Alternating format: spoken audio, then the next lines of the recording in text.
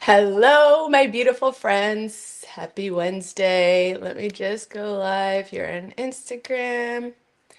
So, I'm starting to become more tech savvy and I'm able to stream on multiple platforms right now. I'm live on Facebook, LinkedIn, YouTube, and Instagram. But the only thing with StreamYard is that you have to manually start the Instagram stream. So, anyways, I am here. You are here. Thank you for being here. My name is Dr. Simran. If you don't know me, thank you for joining me. I come on every Wednesday and cook a simple plant-based recipe, and we really just have some fun heart-to-heart chats. We talk about lifestyle medicine. We talk about different foods that are good for you, how to prepare them easily in the kitchen. And yeah, I'm just my funny self and usually just talk to myself. So if you have anything to say, please talk to me in the chat because it actually makes it easier and makes this more of a beautiful interactive engagement. Hey, Tony, love you. Nice to see you. Hey, Min. So usually my mom jumps on these lives and recently she's just recovering from the flu. It's been really bad lately.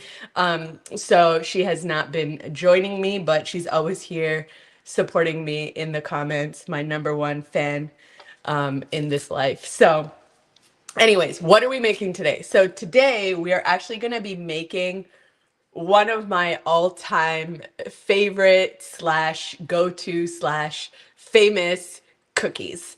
And these cookies are, they actually started off as lactation cookies. So when I had my first baby, I really wanted to do everything I could to support my milk production and make sure that she was like being nourished really well. And so I researched many different types of lactation recipes and I found a whole bunch and I basically combined them all to create this recipe. So now over the years, it's evolved into more of a dessert, snack, breakfast staple, energy bite, whatever you want to call it for our family. And if you know me, you have tried this recipe because I bring these cookies to almost every party that we're invited to. And that's a trick. If you have kids and you are trying to get them to eat more healthy foods and or find healthier ways of giving them treats, one of the things that you could do is bring the treats yourself. Now, this doesn't mean my kids are now 8 and 6.5. This doesn't mean that they don't enjoy, the cupcake and the cake and all of that from time to time. They do because honestly, it's unavoidable in our modern lifestyle. We are surrounded by processed and ultra processed foods everywhere we go, whether it's a party and celebration or whether it's not. I mean, it's just the norm to have candy and cookies and cupcakes everywhere. And so the temptation to indulge is ever present, right? Especially for our kids. And so I've really tried to be mindful of that over the years and create ways that are healthy for my kids to indulge and to show them that it's important to have an abundance mindset, that there's plenty of ways to enjoy a sweet treat while also nourishing your body. So what's Tony saying? Tony's saying, I want to try these cookies, so you're invited to my next party. All right, I actually will come because you're in New Jersey and you're not that far. So, if you're having like a big milestone party, please invite me and I will be your cookie caterer. And I kid you not, like so many of my friends and just strangers oh, there's deer in my backyard. They're so beautiful. It's like a whole family. But I kid you not, like people love these cookies and they don't believe me when I say they're plant-based and they are vegan and, they don't have any refined sugar. Unless you decide to add the optional mini chocolate chips, then they are, but it's okay. A little bit is okay, right?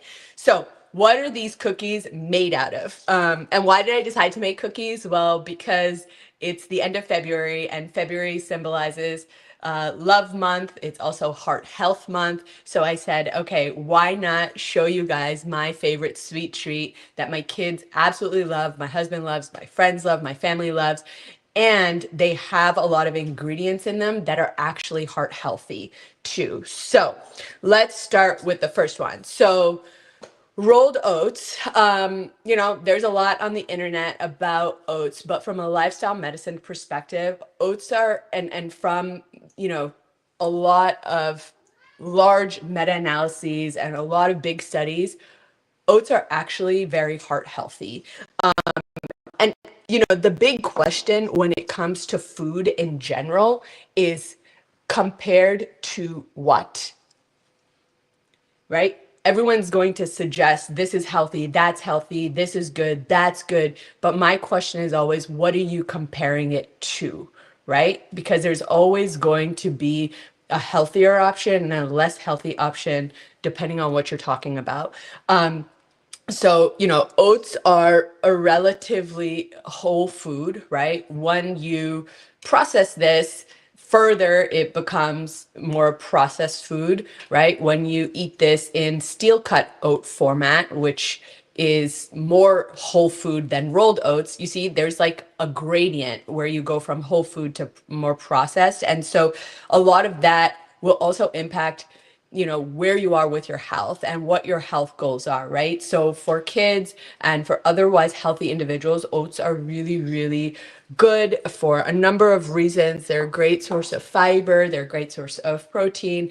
Fiber in particular, if you don't know, oats have a soluble fiber in them known as beta glucan. And beta glucan, Dr. Sherry Chand is saying, thank you, I love oats. Absolutely. We love oats in our family too, and we make them in a variety of different ways, and that's what makes them so great, is because they're super versatile. And I will, if you are worried about your blood sugar regulation, or you're someone dealing with metabolic dysfunction, trying to lose weight, I can suggest some ways to use oats where it won't impact your blood sugar as much. But before I do that, the reason you want to eat oats, the secret ingredient is actually not the secret ingredient. The secret power of oats is actually a soluble fiber called beta glucan. If you know anything about beta glucan, drop it in the chat. But beta glucan is basically like food for your gut bugs. And if you guys have been following me for a while, right, you know that I always say, if you keep your gut bugs happy, they will keep you healthy. Like, we are more bacterial microbiome gut bug than we are human, right? So it's really important to keep our gut really healthy, because that in turn will lead to better metabolic health, better heart health, boosted immune system, better mental health. Like, it's all connected, right? So beta glucan is a prebiotic fiber that basically acts as food, or soluble fiber that acts as a prebiotic for your gut bugs. So it's basically like food for your gut bugs. And what it does is it creates an anti-inflammatory compound called butyrate, and that helps boost your immune system. It's great for your heart health. It's great for cancer risk reduction. It's great for a lot of different things. And so oats are just a great source of that. Now, some people choose to supplement. And that's okay. I think with oats, when you eat a whole food, you're getting a whole host of benefits, and they all work synergistically that I think a supplement can never replace. However, I do believe there's a time and place for strategic supplementation. And, in our family, we do take a fiber supplement in addition to our multivitamin. It's all in one. And, I talk about it. It's called Balance. If you want to know about it, send me a message after and I'm happy to tell you about it. But one of the 7 fibers that's in Balance is beta glucan. So it's a very, very powerful soluble fiber that you want to make sure that you're getting more of. And oats, barley, mushrooms, there are a few different whole food sources that are a good source of beta glucan. So that is the base of our cookies. Then next, normally I would put almond flour. However, as usual, I'm not checking my pantry before I decide what recipe I'm going to make. And so when I went in my pantry this morning, I realized I'm out of almond flour. So what I decided to use was chickpea flour.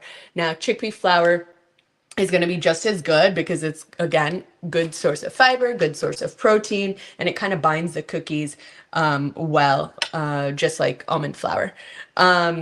These are better, right, than white flour, right? Because white flour is completely stripped of nutrition. So when you're making cookies, if you go for more of a chickpea almond type of flour, it's just going to give you more nutrient density to your cookies. And feel free to chime in if you have anything you want to say. I would love to hear it. Okay, then what we're gonna, so I'll make it along here. Let me see if I can move this down just a bit. Okay. Then what we're gonna have in here is we're gonna do 1 cup of oats, and then we're gonna do 3/4 cups of the chickpea flour. And guys, just so you know, I am by no means a chef. Like, I am not a chef. It is not my thing. I have learned to cook and teach myself how to cook. I'm a lifestyle medicine doctor, so I can guide you on the benefits of a lot of foods and why we should eat them and what they do for our health in terms of chronic disease risk reduction, and quality of life. But I am not a chef, so that is going to be very obvious in my cooking. But I think the best food comes anyways, when you're cooking with love, right? So that's what's going to make the food really, really tasty.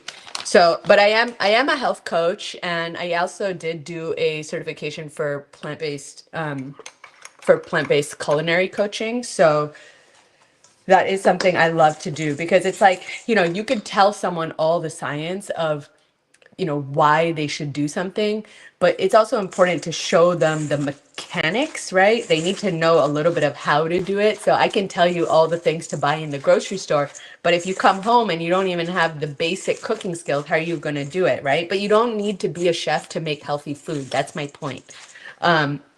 So, all right, then we're going to add some flax seeds, and this is going to add in some healthy fats. Flax seeds are rich in omega-3s, which are great for our immune system and to reduce inflammation. Also great for your heart health, and gut health and blood sugar regulation, all of that. It's all interconnected. So I needed more flax seeds, but whatever, it's fine. Normally I would put, like, let's see, 2 tablespoons of flax seeds. Then what we're going to use, so this recipe actually doesn't have any oil. So what we're going to use to bind is actually 2 bananas. So we're just going to mash up 2 bananas. Another good binder, if you're trying to make an oil-free recipe, is applesauce. It kind of replaces the oil in the egg. So you can use applesauce, and then there's also some other things that you could use too. Something called aquafaba, which is made out of kind of the water from chickpeas. But I like bananas just because, one, you always have them on hand, right? And number two, it kind of adds a nice sweetness. So you don't need as much of a sweetener for your cookies or for your dessert, whatever you're making. So I usually just mash up the banana really well. And I use 2 bananas, so I use 2 medium-sized bananas. Minnie's saying, "Wow, chickpea flour in cookies." I know. I feel like, Minnie, I'm like pulling a Minnie right now. Like, my mom, and this is how you know you're an OG now, right? Like, you can make food without actually needing all the ingredients of the recipe. And I'm starting to get to that point. It's like, oh, well, this recipe calls for this, this, and that. Well, I don't have that, so I'm just going to use whatever I have. Like, that's when you know you're really getting to like an all-star level, or what I would call like Minnie's level. Minnie's like the next level. She comes to my house. She lives in Toronto, so she comes to my house, and like all of a sudden she's like going in my pantry and she's just whipping out these dishes. And Minnie is not a chef by trade, but she should have been, because like when she makes food, it's visually appealing. Like, people are like, "Oh my God, you made that? Like, how?" And so You know, my husband gets happy because apparently when my mom's in town, my kids gain weight like really fast. Anyways, okay, so these cookies, and she's coming next week, guys. Oh my God, so you might even see her in the kitchen. So these cookies, you can add cinnamon. That's what the recipe calls for, but I will tell you that I'm a pumpkin spice person all year round, so I don't wait for the fall to indulge in pumpkin spice. So I'm just adding pumpkin spice to these cookies.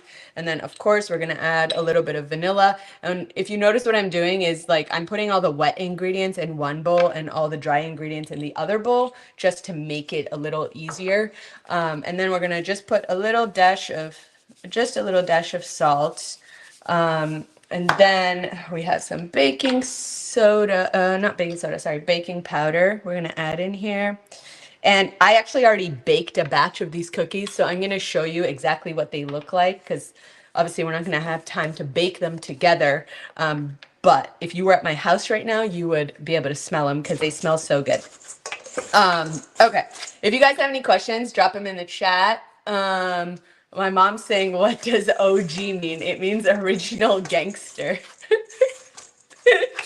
You're the original kitchen gangster, man. So anyways, okay. So what else are we adding to this recipe? So far, right, we have oats, we have chickpea flour, we have spices, flaxseed. The other thing you can easily add into cookies like this is nuts and seeds, right? So nuts and seeds is going to give you more protein, more healthy fats, more fiber, and it's going to keep you full. So I like to think of these cookies, yes, they could be a treat like for dessert, but they can also be an energy bite. Like this is really good stuff that will keep you satiated, right? So in my previous batch of cookies, I put walnuts. I'm not going to put it in here because my daughter is not going to be happy about it. She likes to eat her nuts on the side and not in cookies. So we'll just honor that. And then what we're going to add is peanuts. So the only thing with peanuts is, you know, make sure you read the ingredients label.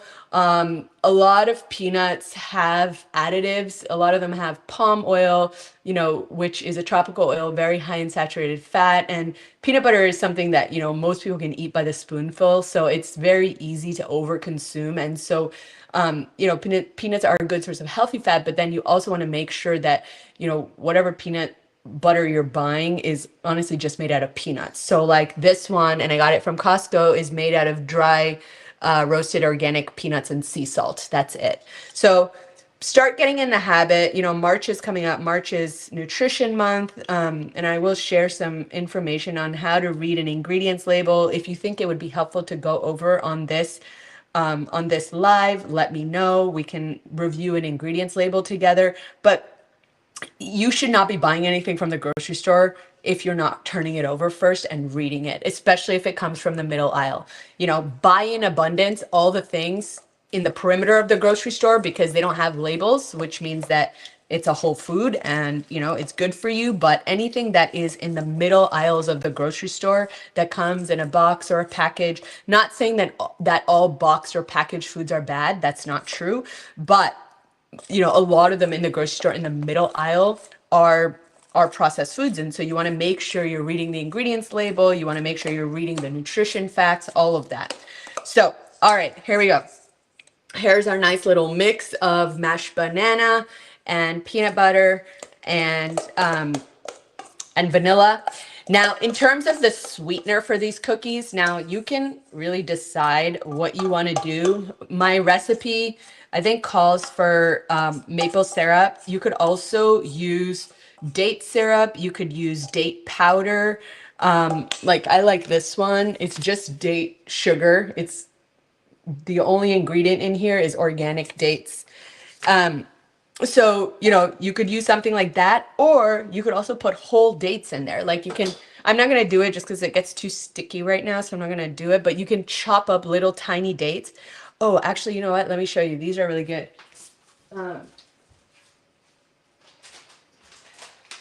So these are pretty good. They're called Julie's, and they're like little tiny, like pre-cut dates. And they're really tasty. So you could do that, and it's just it's got dates and some rice flour, but those would be really good to add to cookies too. And dates are really awesome. It's like the perfect sweet treat, and studies have shown that they actually don't really impact your blood sugar that much. So if you are someone dealing with metabolic syndrome or pre-diabetes or diabetes, or you're trying to lose weight, you're trying to cut back on the sweets, dates are actually a really great sweet treat that don't affect um, don't don't affect your blood sugar. So they're definitely a healthy treat. And if you have a couple of dates a day, I think it's great. Great source of fiber, great source of antioxidants, great source of, vitamins and minerals. And you just add a little bit of peanut butter in between and sprinkle some sea salts on top of there. It's so good. So, all right, these cookies, the batter is meant to be a little dry. So just mix it until you get all the flour together. Did I miss anything that I wanted to tell you guys? I don't think so. I don't know if you guys have any questions. Hi, Camellia. Nice to see you. I'm like that too. I never like pecan pie and don't like cookies with nuts in them, but I love nuts. Yeah, right. Exactly. Right. Minnie saying, I like your pantry. Thank you. Maybe I'll do a pantry tour one day. I do love helping people with their pantries because I think that is, a place where a lot of people struggle of like what to put in your pantry, how to stock a good pantry so that when you need to just prepare a quick, easy meal, like you have everything on hand. But then also, what not to buy and what not to keep in your pantry, because guess what? It's a lot harder to avoid things if they're in your house, right? And if you're stressed out and you just go into your pantry, you're going to eat what's there. So the first step is kind of, I don't know if you guys have seen the home edit, but the home edit is really awesome. The first step to any reset is to check in with where you're at. And the same thing goes for the pantry. Like you have to do an inventory of what you have in your pantry. Okay, so here we go. So we're gonna make these cookies.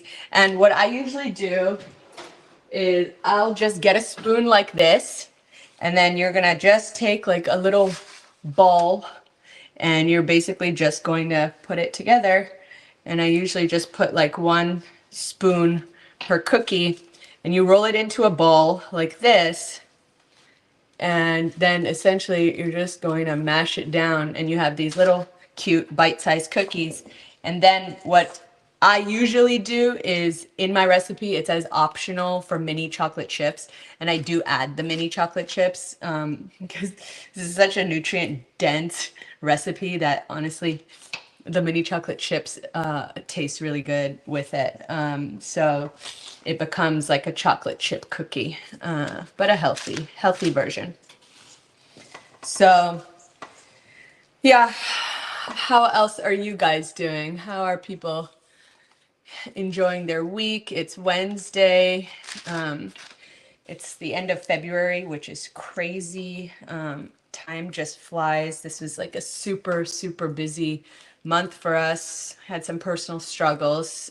So kind of resetting from that. And next week is my birthday week. So I think I will do a live, but I would love to know if there's anything that you want me to make. Minnie will be here, so maybe I'll make her do the live. I don't know. We'll see. We'll see. So, all right. What I'm going to do is I will show you the finished product, and then I'll finish these up later. But if you guys have any questions about these cookies or anything, let me know. And if you want the recipe, if you want the recipe for the cookies, I'm gonna post them on Instagram. I'll repost this live and just comment cookie, and I will send over the recipe for you. But essentially, this is what they look like. How good are those, right? Like crispy, crunchy, but soft.